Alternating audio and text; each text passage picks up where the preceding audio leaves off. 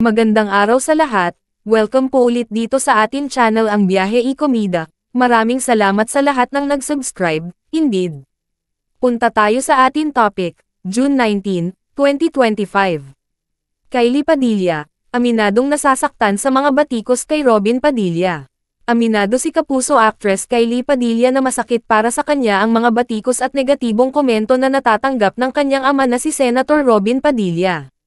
Sa isang panayam na inilathala sa Abante, sinabi ng aktres na bilang anak, natural lang na maapektuhan siya sa mga pambabatikos na tinatanggap ng kanyang ama.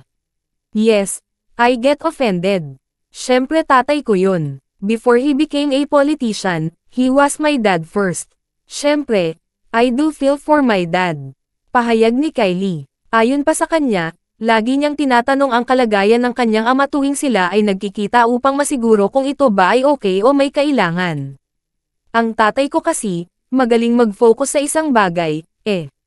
Pero kaming family niya, naapektuhan talaga kami, ani Kylie. Kahit may pagkakaiba sila ng opinyong pampolitika, sinabi ng aktres na nauunawaan niya kung saan nagmumula ang ama. And I'm sure naman, he knows himself. Kung ano ang pinaglalaban niya. Dagdag pa ni Kylie, ngayong taon, nakatakdang bumida si Kylie sa isang bagong kapuso teleserye na pinamagatang My Father's Wife, kung saan makakasama niya sina Gabby Concepcion at Hazel Kinuchi. Isa ito sa mga inaabangang proyekto ng aktres ngayong 2025. Sa isang nakakaantig na video, hindi napigil ang mapaluha ni Kylie habang binabasa ang isang balita tungkol sa isang ina na sinilaban ang sarili at ang mga anak nito. Ayon sa aktres, bilang isang ina, labis siyang naapektuhan sa balita at hindi niya maitago ang emosyon. Did you get offended pagka napunta siya? That's a nice question. I do. Siyempre tatay ko yun. Before he became a politician, before he was an actor, he was my dad first. So siyempre, I do feel for my dad.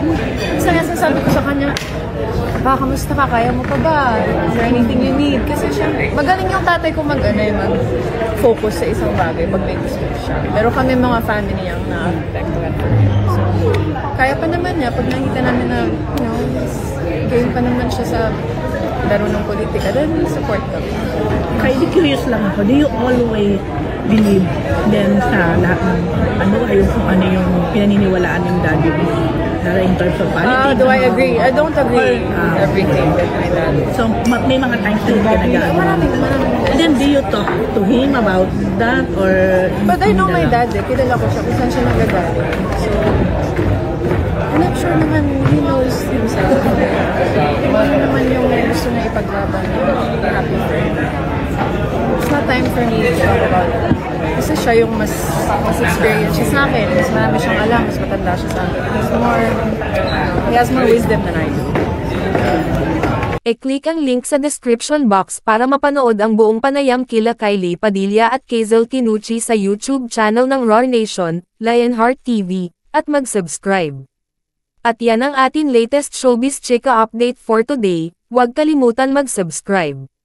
Click the notification bell for more showbiz chika updates, like and share the video at suportahan po ang atin Facebook page. Maraming salamat sa lahat ng nag-subscribe, indeed. Magandang buhay sa lahat, adios!